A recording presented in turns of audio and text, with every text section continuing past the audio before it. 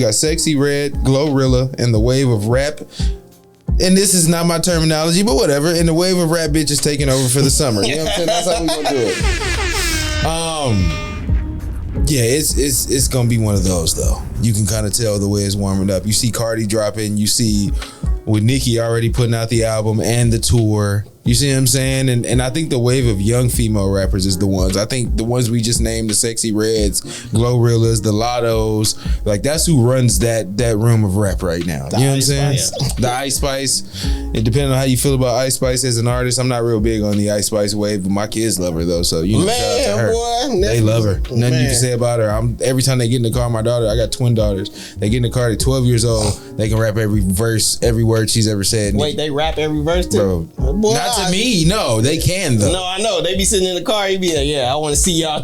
Yeah, I'm looking in the rearview every time they get to a certain part. Like, what? But you get it though, and you know they have to. You know, if you can reach the children, you know that's who keeps you on the radio. All right, but do your children know the difference? Be like, yo, this is the difference between entertainment and like, because like obviously Ice Spice says everything in there. Right. They don't go and be like, yo, I'm finna go dress like this or act like this. And I think it's just more so it's from my own perspective. Twerking in the room, just I mean, I think they like the music, so they play around with it and joke a lot, and like they play, you know, competitive sports, so you'll see the other little girls, they dance around to her, that practice and you know that kind of thing. Just kind of innocent for now. Now, granted, as they get older, I don't know where the shift comes, because there's a shift. It'll come. But it just seems like they enjoy it because it's, you know, it's the TikTok wave and making videos behind the dances and shit like that. So I'm sure that comes a part of it. But I think when you talk about like rap right now, do you feel like these younger artists that we're naming, does that have an effect on the Nicki Minaj's and the Cardi B's and all that, those that have been around a while? Like, is it still room for them? I mean, obviously, but like, when Nicki just literally proved she was one of the biggest female artists right now. That's true. And that's on top of her losing. And she has like her back catalog. She has like a good legacy of records. So and she's a standard too. Like when you think about, that's on top of her losing the beef. I mean, I feel like as far as the response tracks, I feel like she lost to Megan. Yeah, I only feel like she lost because she was too eager to make a response. Like this is not back then where you go in there. Well, not even back then. She could have waited until an album came out, made a decent song, made a decent response song, and put it on the album. But she went and did some. Hey, I'm gonna do like this next generation. I'm gonna go make it live on Instagram Live. I didn't like that at all. And put it out. And when they put out Bigfoot, everybody was like, all right, Nah. Because she had a successful diss track against Remy Ma. I mean, that was the way she should have went about it the same way. I feel like Remy got her on that too, but I feel like Remy is a better lyricist. She's a better rapper, so it's different. I feel like she's a better lyricist. But I think Nicki's track towards hers was better than it was towards. And Megan, you know, that turned out to be a hit for her. You see what I'm saying? And so when you play the game that way, that was the same with the Drake and Meek Mill thing. You can make diss songs, but if one of these turns out to be a hit song, then you lost. You see what I'm saying? If your diss song turns into Hit 'Em Up, if it turns into fucking, you know, Back to Back, if it turns into any of that, unless you got something in the chamber that's going to be a hit the same way, you lost. But okay, so who lost between Takeover and Ether? Because they still playing Takeover now. Like, people still refer to Takeover in they and I still think Ether's the harder track. Ether has like that scorching beat where it's just like, it might be the harder track, but as far as the longevity of it, it's like people ain't sitting there like people only refer to Ether like, yo, they eat like Nicki got to come with that Ether or something like that. I heard Ether the other day on Shade 4-5, swear to God, and I was like, it still took me back. Like, damn, he was talking about Jay-Z like this? I was just like, damn, no wonder Flex read it back 20 times the first time he played it. Hey. I just felt like it was such a scathing diss record. But you said yourself that hit records is the deciding factor. Now, Takeover came out and the Blueprint went on to be fucking double platinum, whatever. Yeah. And I feel like they never did that. Nah, I think as far as for the heads, Ether will always be the winner. You know what? He put out Ether he put Ether on the same album that he put One Mic. So people was like, no, I want to listen to One Mic. Yeah, that's true though. Yeah, One Mic was on there. Got yourself a gun. Yep. Yeah, he threw Ether in there for the effect of you not. I feel like that whole thing, he kept Nas alive with it. If you think about, Nas was on the decline before that album came out. Nobody was checking for Nas after what was the album before? You couldn't even tell. It was written. It was I think it was like. Yeah, hip hop is dead, but is it the N word? The N word? That one was like 2009 though. No, I know, but which one came out after? Because I feel there like was one called Godson. Godson. But Godson came out. It came out like after Stillmatic. You know? So I don't know. I feel like I feel like Nas was on his way out, bro. Is it Uchi Wally Wally or is it One Mic? See what I'm saying? Like, I feel like my boy was on his way out, and people needed to see him do what he did. And Jay-Z just kind of lit a match under him. But I feel like I get what you're saying though. Let me see. You had Illmatic. It was written I Am, Nostradamus, then Stillmatic. So Nostradamus was the album before that. Because all that other shit was on Stillmatic. Mm-hmm. So 99, he dropped Nostradamus right after I Am. And so Nostradamus was, you see what I'm saying? Nobody talks about that. No. But I get it. I think Nicki will always be cemented as one of the greatest, if not the greatest, female rapper of all time.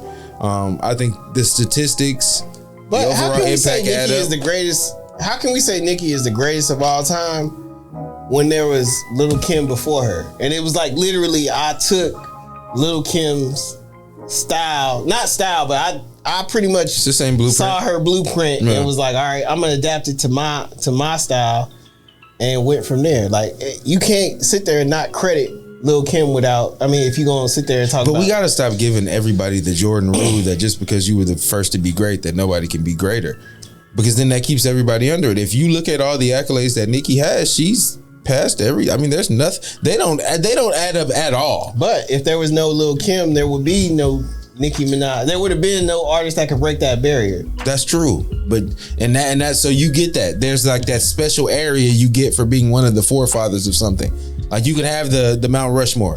You're up there. Right. But that doesn't mean I haven't passed you. You see what I'm saying? So I think that's the main thing. And if you want to be honest, Nicki at her best rapping was a better rapper than Lil' Kim. All right, so you saying like let's be honest. Let's be honest, bro. Like, so, she was. Okay, but that's true. But okay, so you said a hardcore, or what was Nicki's first album? The Pink Friday. So you saying Pink Friday was better than hardcore?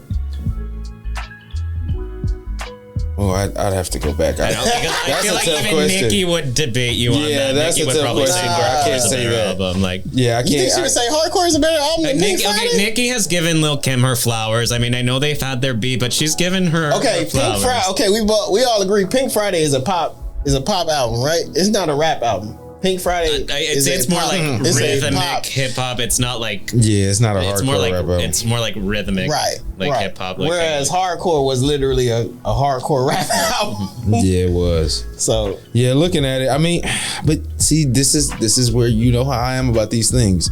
If you talking about just hardcore the album, yes, but even like I said, hardcore debuted at number 11 on the Billboard charts. At the time, that's high for a woman. That was high. That was the highest for a woman. Nah, facts. What was the singles on her? So you had just think if No Time, yeah. If Lil' Kim had social media at that time. Yeah, see, that's the other part. It's hard to compare those two.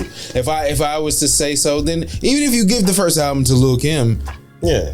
That don't mean that Nicki didn't have a better catalog. Obviously. Yeah, maybe, but even that's still, I'd have to battle. That's something I need to look into a little bit deeper. I still feel like singles wise, Nicki has more. If you just break down what she's done individually, then yeah. But like you say, the metrics are different based on social media, a different wave. And at the time before Nicki Minaj, who was the female rapper out here? Eve. Oh, Eve, Missy. I don't put them in the same category. Don't put them with Missy, bro. Like Missy does so much. Like it's hard for me to say anybody's. You'll never be better than Missy. I don't think you could put Eve in that category either, because Eve was like, I'm just a hardcore rapper that happened to be a female. Eve made some great moves. I watched what was it called? Whatever that shit they show on Stars with the artist, and it was just kind of talking about her career. But her path and the things that she did is very commendable. Right. I think she needs her flowers at a certain point in time because she was very great at that shit. But no, I would separate Eve as well. I think Kim, Foxy, Remy Ma, Nicki Minaj, Cardi B, like that New York hip hop, the women in hip hop, like they have a certain, you know, how do you say, a certain niche that certain it takes. Yeah, certain, you got to kind of break through that to kind of take that next level. And I think out of that group of individuals, you could say Nicki and Cardi and Kim, they all kind of had a certain level of success. Now it's interesting to see what Nicki will do with it, being that she's still out here getting to it. She ain't gotta do nothing. Facts. She's still out here. She already accomplished what she needs to accomplish. So it's now you just in here because you just don't want to let it. Like you're addicted now. You're a drug addict. You can't let it go. So what do y'all feel about Cardi? Do y'all feel like Cardi's star is falling a little bit? I don't know. I mean, I think like, instead of like dropping albums like every 6 months, like a lot of like people like are begging the rappers to do, you know, I feel like Cardi kind of polished her pen a little bit. Like she took that time. Yeah, she did. And I guess that's an unfair question to ask, because if somebody takes their time, are they falling off? Like I think that's a fucked up perception to have. I think you should be able to take your time. I think that's a big deal. Oh yeah, to make especially a follow up. And I respect it. Yeah, because she hasn't. Now that I think about it, she hasn't dropped a bunch of albums. She's only had one. So, but she in a different category as compared to every other artist. Like you can't have a smash Grammy award winning album, then you come up with your sophomore album, and it's like you have to have something that changes the game. Right? You gotta come up with something that's better than your first. Yeah, but like, you know, with Cardi coming back, and you know, with Sexy Red dropping Get It Sexy, Glorilla has Globe. Yeah, the girls just want to have fun, you know. They're not interested in like the beef. It's my like Lotto Sunday service. It was hot for like 2 days, but then everybody already moved on. And Glow dropped on the same day as Sunday service, and people are still like, talking about that. Yeah, Glow is hard though. Yeah, I fuck with that shit. Yeah, that's a good point though. And I think the difference in the group of people we're naming, as opposed to what it used to be with Nicki and Remy and Kim and Foxy, and there's not that it's not a whole bunch of fucking beef. I think the only ones you can really say that about is maybe. No, I mean obviously Lotto and Ice Spice, Nicki and Cardi, but Nicki and Megan. It's old. That's old shit. Nicki's going to be the common denominator in a lot of that shit. You see what I'm saying? Like I think between them all having beef, I don't know why, but I think it's hilarious that Sexy Red is gonna come out as the best, the female artist of the year. She's gonna come out as the. That's super weird. That is super weird when you think about it. I don't know. And I feel like the Lotto Ice Spice, I feel like a lot of that was like manufactured. Yeah, like, I don't know. It was very cringeworthy for me. It just kind of came out of Coi Leray. It was Lotto and Coi Leray too. Oh yeah. Well, I guess it's beefing. But at the same time, like I said, Sexy Red is gonna be the one that come out on top as the because she's just doing her. It just seems like she's found this lane and there's nobody else in it, and she just rides in that bitch. I don't care what she talks about on a song. Like, and that's what I tell people. And my motto is this: if you feel like music is trash, and I have a stigma against calling music trash, calling successful artists music trash. I don't think you have it, especially other artists calling it that. But I feel like if you're in a lane and it's working and you're doing you, it may not be for me. So I'm just gonna let you do what you need to do. I'm not gonna constantly comment on it. I'm not gonna keep complaining about it all the fucking time. Just like you said, let them have fun doing what they doing, even if it's a little bit of jabs here and there. I loved Cardi's verse on Glorilla song, like the Tomorrow the remix. Like that was dope to me. You see what I'm saying? And so I do like a lot of that. Lotto is one of my favorites as far as like rapping, like actual skill wise. Oh no, I like her style of rapping. But I think it's because Lotto actually is like very like I'm taking this. Yeah, she takes it serious. I told she's very hands-on with the process. Her cadence and shit like that is dope. Like her craft. Yeah, but she's like she came into it saying like I'm a lyricist. I rap. Yeah, like, and I appreciate that. If you have the ability to make a pop record and you can still rap, then it shows your versatility. Right. You win that way for me. So shout out to all of them though, man. And who else was it? I had Lone Star in here. Shout out to Rhapsody. That's another rapper. He just dropped a single with her. Hey, did you see the freestyle with Rhapsody today? No, I missed. I'm finna go check it out when I get out of here. I'm a huge Rhapsody fan. Rhapsody. Rhapsody. Her album gonna be phenomenal. I'm mad because she was out here for a long time, bro, working on that album, and I didn't get the chance to get a session, an interview, or nothing. I'm like, damn, bro, y'all had her out here watching the Super Bowl and shit. Yeah. Like, but no, shout out to her. That's another one that I'm a big fan of. Tierra Whack. Just dropped that. Yeah, you see what I'm saying? Like, come on, man. There's a lot of female artists out here to tap into. So just even if you're not into the mainstream shit. Just make sure you tapping into all of it, man. Give shit a chance. Like, stop talking about what's not out here. I spend a lot of time looking for new music all the time, and I find a lot of dope shit when you actually go searching for it. It's not just gonna fall in your lap like it used to.